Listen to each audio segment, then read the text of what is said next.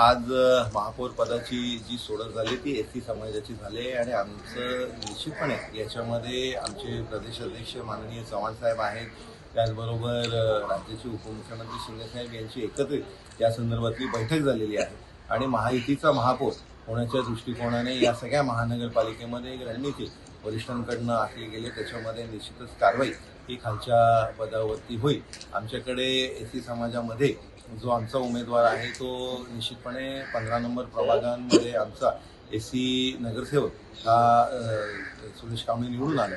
त्याच्यामुळे असे जे एससी समाजाचे नगरसेवक निवडून आले त्यांच्यामधला एकत्रित या संदर्भातला निर्णय हा महायुतीच्या या बैठकीमध्ये निश्चितपणे होतो. 2.5 वर्ष महापौर पद ही मागणी अजूनही कायम आहे.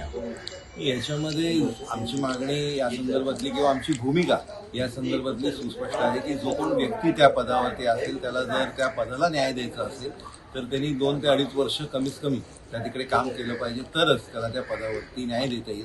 1 वर्ष हा फक्त त्या पदाची जबाबदारी समजून घ्यायला लागते. त्यामुळे मागणी भाजपची की ठाणे महानगरपालिकेत त्याच्यामुळेच ही आमची मागणी आहे की जो कोण व्यक्ती त्या तिकडे असेल त्याला 2 ते 2.5 वर्षाचा कार्यकाळ हा निश्चितपणे असलाच पाहिजे.